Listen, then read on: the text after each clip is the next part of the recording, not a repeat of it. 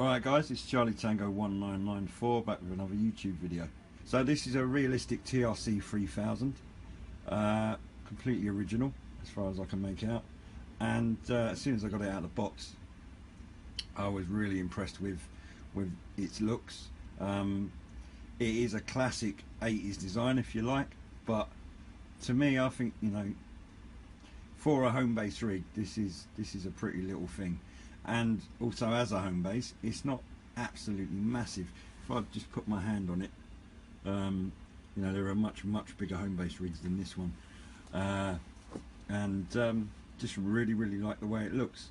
And it is very much, you know, of its era, so I can quite easily imagine this on a on a pine sideboard or something like that. In the early 80s it would have fitted in no problem. So what's the difference really then with a Homebase? I guess the key thing, apart from the size, is that this has got a 3-pin plug on it. You don't have to run it through a 12 volt 13 volt adapter to regulate the power, but you plug it straight into the mains. It's built, you know, to stay stationary, hence its size, and stay put basically. It's got a really attractive, I think, mic that goes with it. Get your finger out of the way. I made that worse. Let's try that. Right. Just, it's a little bit more stumpy, but I think really pretty. Goes with the rig really nicely.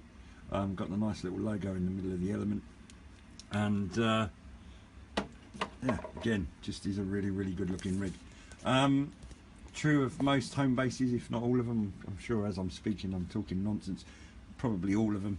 I've got a built-in loudspeaker on the front, and also a conventional headphone jack. So can't remember what it is, 2.5 inch, 3.5 inch, can't remember.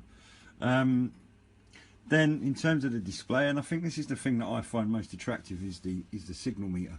Just the way it's lit. I'm not sure I can get it really in the video, but it's a really sort of nice, gentle, sort of low wattage, almost an orange. I don't know, it's probably not picking it out as well, but it's not like in your face. It's almost like reminds me of sort of the old Bakelite radio sets from, God, decades gone by. Just the way it sort of looks. It's not overstated, if you like, and I think as a signal meter it looks really pretty. I think the needle is a bit dicky though. It's been showing me sort of £7 to £9 for the last day or so that I've had it, when there's nothing out there. So unless again it's atmospherics, I've got the central heating running at the moment, it might have something to do with that, but the needle was always very high. So I'm not convinced it's giving me a genuine reading. And then in terms of controls, you've got a volume and a squelch, that's about it, and then the channel selector. It's got a mod light when you transmit as well, and it's been working really well. I've had a couple of signals in. I was listening to a couple of guys night before last, had a bit of a chat with them on this, and give me a decent radio report from where I am.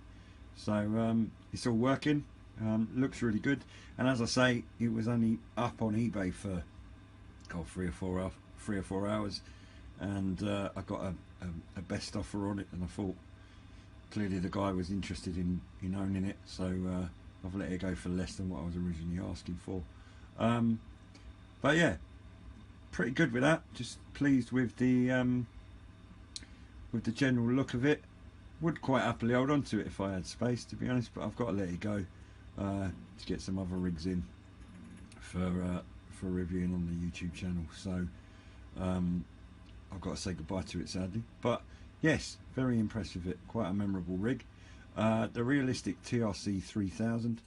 I'll be back to you with another video as soon as I can. Cheers, guys.